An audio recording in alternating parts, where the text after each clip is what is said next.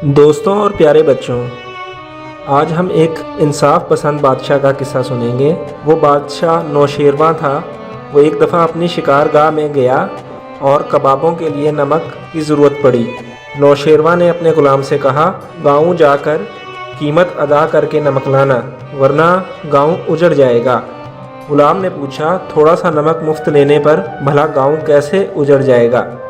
بادشاہ نے جواب میں کہا، یاد رکھو، دنیا پر بہت پہلے بہت کم ظلم ہوا کرتا تھا۔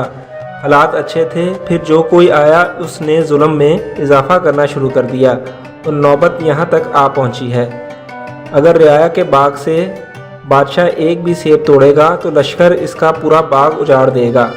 اگر منصف ایک انڈا ادھار لے گا یا مفت کھائے گا، اس کے پیروکار ہزاروں مرغیاں چٹ کر جائیں گے۔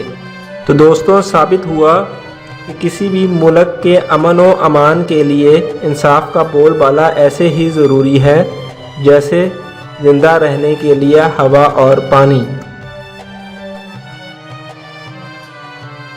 دوستوں، اگر آپ کو ہماری ویڈیو پسند آئی ہے تو ہمارے چینل کو لائک کریں، سبسکرائب کریں اور ہماری ویڈیوز کو شیئر کریں۔